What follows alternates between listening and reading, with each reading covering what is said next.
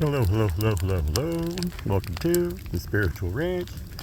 I am Noe, the off-grid oracle, and welcome to my side of the fire. Our neck of the woods, right? And definitely our new world, disorder. It's getting crazy out there. Just heard some news about down under, actually. They're implementing the Digital ID Act and trying to roll out that mark of the beast heavy, you know? And so, Teddy, be careful down there. You know, they're going rolling out that digital ID Act there for the people to prove they're older than 16 or whatever, which is sounds good, seems good, but it's also a guise, you know, where they take away our freedoms. And so we should have more tighter family units out here that keep their kids away from the explicit material and everything that's inappropriate on the internet. And so we didn't have to be governed by our government in that matter, because it's what's happening. They're trying to roll this stuff out, and you know, they're trying to get us. And so, but anyhow, here we are down here on the end of the bottom of the property, out here on the road. We got a car coming by right now. Give them a wave. Later, dude. So I'm gonna try to do a read here. We'll see. It might get noisy. There's a lot of log trucks that come by on here and stuff like that, you know. So we'll see how it goes. But this is where I've been working. It's the very bottom of the hill, and so I've cleared all of this all the way up. I don't know if you can see my burn spots. But tragedy struck the other day right after I did that last read. Right in that hole right there, that opening. You can see that big stump right there. That's that big tree I felled.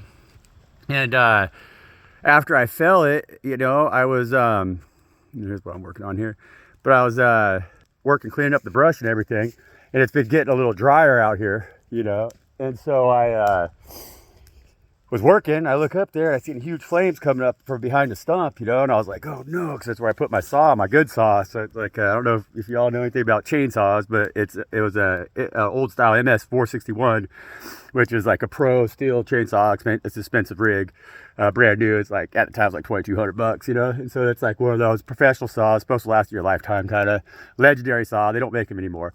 And so the fire creeped up in the, along in the leaves and lit my saw on fire. Caught my saw on fire, man, which is a major loss, you know? I mean, I had it sitting a good 60 feet up above the fire, and it's already burned through there, but it got a lot drier, and it got in that duff there, you know, and got up into the saw, and just once they get on fire, there's no saving it. And so I was like, damn, you know. And so that was a tragedy, right? And so there's a lesson in this. And so yeah, I also burned the hell out of my hand. You can see right there, it's got a peel like a lizard. Just really burnt it really good. You can see the big blisters right there, you know. See them? Yeah, tried to get it out of the fire, but once it gets going with that plastic and the fuel and everything, there's no saving it, you know. And so so anyhow, that was my good saw, right? That was my saw. Really liked that saw. But you know, this saw, Steve replaced it with this saw, and so we're gonna get to that, right? So that's the new blue saw that I got. That's my new blue saw. The lesson in this is about, it's a dual lesson here. It's about karma, because we've all, as chosen ones right now, we're in a cycle where we've been learning how to move karmically, because we've been willing to learn from the lessons that we receive from the Most High on the times that we spent on that karmic wheel. You know, when we've been making choices, like Most High has had to teach us to trust our abilities, and to trust our willingness to trust them, to know them and have faith in them, and allow them to provide for us, and not have to be dependent on like the world and things of the world, you know. And so with that chainsaw, I got that chainsaw at a time that I was just learning about manifestation, you know. So I got it about 12 years ago, and I was starting to really notice, and it was like the way that they did it with me was Spirit reached out to me through the internet, you know, on Craigslist, and I started to recognize that, like, at any time I really needed something, because like I've always been kind of not, you know, I don't chase money, and so there's things that I needed tool-wise and stuff to do the things that I do, like with my pigs and everything. And I was really learning with the pigs too, because I was able to manifest everything that I used in order to raise them. You know, I manifested the feed, the food, everything. You know, so it's like I had to buy a few little things, but not a whole lot. And so it wasn't a money-based operation. You know, it was kind of, it was a salvage operation, but it made money. It was not manifestation. And so with Craigslist, like they started to really speak to me. Spirit was speaking to me through that internet gulag, which we talk about here, you know. And they were showing me, it's like when I would put out that intent, and then like something like I was even starting to tell people, I'm like, dude, Craigslist is beyond like just internet. I was like, it's an oracle. I was like, that's the kind of thing that like if you speak it into existence, you're gonna find it on Craigslist, you know. And I was like really seeing that, right? And so one of those saws, I was covetous of having one of those saws because at the time I had been doing work crew for the county for jail time and trade for jail time. And so I had to do some time cutting firewood, splitting firewood that they then sell to the elderly people out here for a reduced amount, you know, give them like credits. And so I had to do that for like a whole year and a half or whatever. And so I just spent every weekend out there running one of them saws. It's a MS 461, right? And so I fell in love with it. So they're a really good tool, you know, and they are a very damn good tool. They're, you know, legendary. And so I was wanting one. And like at the time also I was working out on a building a big, huge grow, like it's like the third largest pot grow out here in Humboldt. And it was ran by Eastern European gangsters, mafias, you know, it's like total gangsters, you know. And so I was kind of in that like more of that ego state, you know, King of Wands, like thought I was hot shit, right? And so like I wanted the socks. It's like I wanted that saw, you know. It's like one of them things, right? And so I put it out there, and I was working with the crew guys who were all convicts at the time too. And so there's one of the guys who was on the crew who was selling everything if I figured discount, you know. And so you kind of put an order into him, and you could get what you're looking for.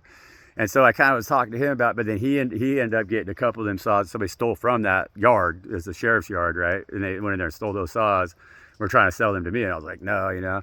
And so I put it out on Craigslist, and then this saw popped up on Craigslist, boom, right, $500, and it's like brand new. It was brand new bar, brand new chain. I mean, it had like no hours on it, you know. And so I was like, damn, cool, $500, you know. Contacted the guy, and then I ended up meeting the guy.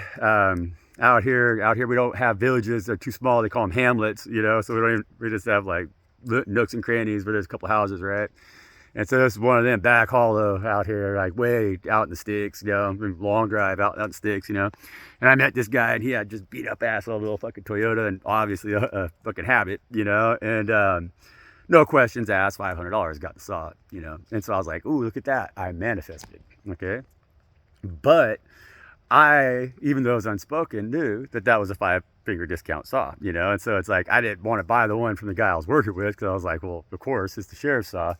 I don't want to get caught with that. That's going to really F me up, you know. And so I was like, but I was down to get that $500 saw. I still knew it was hot, you know. And so it's like I knew it was hot. It wasn't spoken, you know, but it had to have been, because it was $500, you know. And like I don't know where he got it. And so it's like, as far as I know, he got it out of the back of some logger's truck, which is like my little brother and like all these other people I know my whole life. And I've heard them all complain about people stealing their saws, and it really it irks them, because they work hard for their shit. And they go buy a brand new saw, and then somebody steals it. They're like, whatever, you know. And so it's one of them deals with that saw. I never really felt that like I was in a strong position of manifestation, because I felt that, got a car coming by here. Because I felt that that I do that, you know, like I was like, yeah, I manifested, but it was that place of ego. And I always knew in my gut, you know. So it's like, even when I would talk to other people, you know, it's like, yeah, I got one of them saws, right? They're like, oh, nice saw, you know. And I really didn't feel good even saying I got it off the deal I got, because they know too. They'd be like, well, yeah, it's obviously been stolen, you know. And so for that reason, there's always a lot of guilty karma. I carried a lot of karmic guilt associated with that, what I thought was manifestation. And so Spirit was teaching me that manifestation